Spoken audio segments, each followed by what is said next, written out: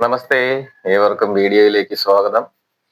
അപ്പോ നമ്മുടെ ഇന്നത്തെ ചിന്താ വിഷയം, ആത്മീയതയിൽ നിൽക്കുന്നവർ കോമാളി വേഷം ധരിക്കണമോ?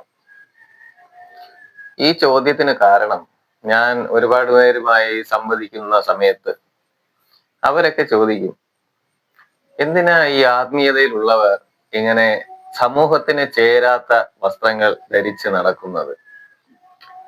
യഥാർത്ഥത്തിൽ അവർക്ക് ഇക്കാര്യങ്ങളെ കുറിച്ച് വലിയ ധാരണ ഇല്ലാത്തത് കൊണ്ടാണ് അത്തരത്തിൽ സംസാരിക്കുവാൻ ഇടയായത്. നമുക്ക് ആദ്യം കാവി തന്നെ എടുക്കാം. കാവി പ്രതിനിധീകരിക്കുന്നത് അയാളുടെ എല്ലാ മോഹങ്ങളും ഒഴിഞ്ഞു എന്നും ഇനി അയാൾ മണ്ണോട് ചേർന്നാൽ മതി എന്നുമുള്ള ആ ഒരു പ്രതീകത്തിന് വേണ്ടിയാണ് അദ്ദേഹം കാവി ധരിക്കുന്നത്. അതായത് തങ്ങളെ മറ്റുള്ളവർ കാണുമ്പോൾ തങ്ങൾക്ക് ലൗകികമായ മോഹങ്ങളൊന്നും ഇല്ല എന്നും ഇനി തങ്ങളെ അത്തരത്തിൽ ആഗ്രഹിക്കേണ്ട എന്നും പ്രതിനിധീകരിക്കുവാനാണ് ഈ കാവി എന്ന വസ്ത്രം ധരിക്കുന്നത്. ഇനി മറ്റു മതങ്ങളിലേക്ക് വരുമ്പോൾ, ഉദാഹരണത്തിന് പള്ളിയിൽ അച്ഛന്മാരാണെങ്കിൽ അവർ വെളുത്ത ലോഹ ധരിക്കാറുണ്ട്. ഇസ്ലാമിലേക്ക് വരുമ്പോൾ അവരുടേതായ മതവസ്ത്രങ്ങൾ ധരിക്കാറുണ്ട്. ഇതൊക്കെയും കാണിക്കുന്നത് അവരവരുടെ ഒരു സ്ഥാനം കൂടിയാണ്. വേഷധാരണം സിദ്ധി എന്നും ഒരു വാക്യമുണ്ട്. അതായത് അതിന്റെ അർത്ഥം, വേഷം എന്നത് ഒരിക്കലും കഴിവിനെ പ്രതിനിധീകരിക്കുന്ന ഒന്നല്ല എന്നാണ്. അതായത് ഈ വസ്ത്രങ്ങൾ ധരിച്ച് ആർക്കും ആരെയും കബളിപ്പിക്കുവാനും സാധിക്കും എന്ന് തന്നെയാണ്. അതിനാൽ നമ്മെ സമീപിക്കുന്ന ആത്മീയ ആചാര്യന്മാർ, അത് ഏത് വിഭാഗത്തിൽപ്പെട്ടവരായാലും അവരെയെല്ലാം പരീക്ഷിച്ച് തന്നെ അറിഞ്ഞ് സ്വീകരിക്കേണ്ടതാണ്. ഒരു സമാധാന വാഹകൻ, അതായത് ക്രിസ്തുമതത്തിന്റെ കാര്യമാണ് ഞാൻ പറഞ്ഞു വരുന്നത്. പഴയ നിയമം നോക്കിയാലൊക്കെ തന്നെ നമുക്കറിയാം, അതെല്ലാം കൂടുതലും വയലൻസുകളാണ്. എന്നാൽ ക്രിസ്തുവിന് ശേഷം അദ്ദേഹത്തിന്റെ സമാധാനപരമായ കാര്യങ്ങൾ അനുവർത്തിക്കുന്നവരെയാണ് ക്രിസ്തു മത വിശ്വാസികൾ എന്ന് പറയുന്നത്. ആ സമാധാനത്തിന്റെ പ്രതീകമായാണ് വെളുത്ത ലോഹ ഏവരും അണിയുന്നത്. ക്ഷമിക്കണം, ഏവരുമല്ല, അതിന്റെ മതപുരോഹിതന്മാർ അണിയുന്നത്.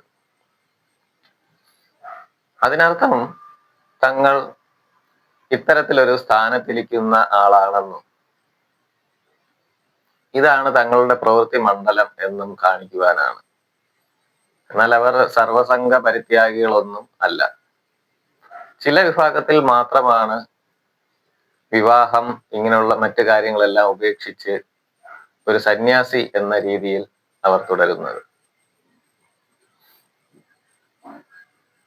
ഇസ്ലാം മതത്തിലേക്ക് വരുമ്പോൾ തങ്ങൾ ഒരു പ്രത്യേക വിഭാഗമാണെന്നുള്ള ആ ഒരു തിരിച്ചറിവ് മറ്റു ജനങ്ങൾക്ക് നൽകുവാനാണ് അവർ അത്തരത്തിലുള്ള വസ്ത്രങ്ങൾ ഒക്കെ ധരിക്കുന്നത്. ഇതൊരു കോമാളി വേഷമാണോ എന്ന് ചോദിച്ചാൽ, സമൂഹത്തിൽ മറ്റ് തലങ്ങളിൽ നിൽക്കുന്ന ആളുകൾ നോക്കുമ്പോൾ, ഭൂരിപക്ഷമുള്ള ആൾക്കാരും നോക്കുമ്പോൾ മറ്റുള്ളവർ വ്യത്യസ്തരാണ്, തങ്ങളുടെ ഇപ്പോഴത്തെ സമൂഹ സ്ഥിതിക്ക് ചേരാത്ത വസ്ത്രമാണ്, അപ്പോൾ അതൊരു കോമാളി വേഷമായിട്ടൊക്കെ പലർക്കും തോന്നിയേക്കാം. പക്ഷേ ഏത് വസ്ത്രം ധരിക്കണമെന്നും എങ്ങനെ നടക്കണമെന്നുമുള്ള ഒരു സ്വാതന്ത്ര്യം നമ്മുടെ ഭരണഘടന നൽകുന്നുണ്ട്. അതുകൊണ്ട് കുറ്റം പറയുവാൻ ആർക്കും അവകാശമൊന്നുമില്ല. എന്നിരുന്നാലും നാം നിൽക്കുന്ന ഒരവസ്ഥയെ മറ്റുള്ളവർക്ക് കാണിക്കുവാനുള്ള ഈ വസ്ത്രധാരണം ആരും അടച്ചാക്ഷേപിക്കുന്നതിൽ ഒരു നല്ല കാര്യമുണ്ടെന്ന് എനിക്ക് തോന്നുന്നില്ല.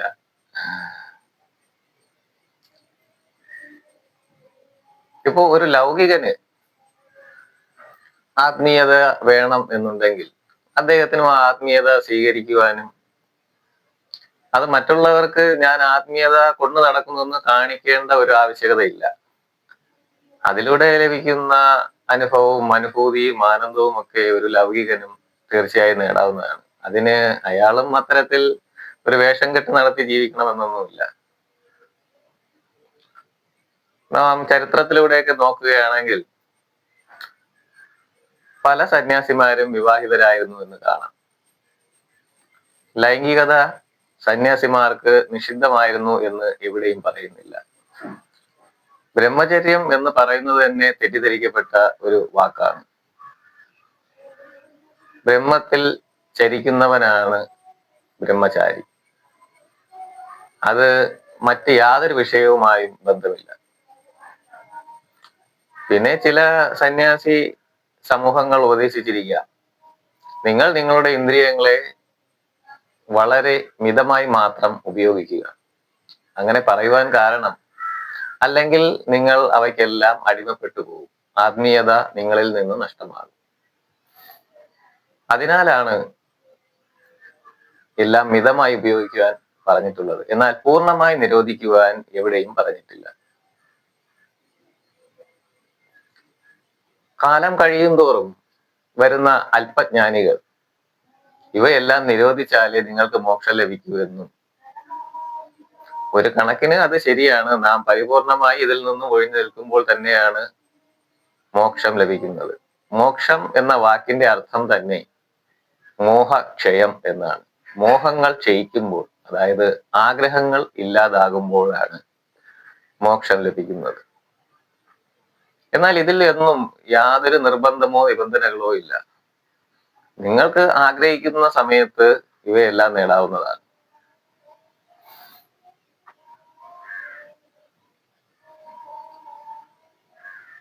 ഇതുമാതിരി നമ്മുടെ പല കാര്യങ്ങളും നമ്മുടെ പുരാതന ശാസ്ത്രജ്ഞന്മാർ, അതായത് സന്യാസി വര്യന്മാർ കണ്ടുപിടിച്ച പല കാര്യങ്ങളിലും മായം കലർന്നിട്ടുണ്ട്.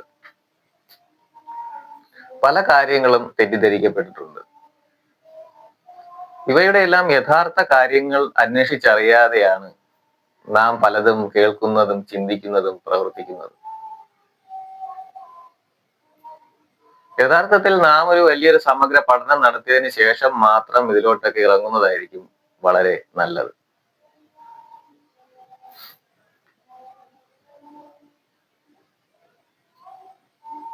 ഒരുപാട് കാര്യങ്ങൾ പറയണമെന്നുണ്ട്. നമ്മുടെ ഈ വീഡിയോയുടെ നീളം വർദ്ധിക്കുന്നതിനാൽ മറ്റ് കാര്യങ്ങളെല്ലാം അടുത്തൊരു വീഡിയോയിൽ പറയാം എന്നുദ്ദേശിച്ചുകൊണ്ട് നിർത്തുന്നു. നന്ദി, നമസ്കാരം.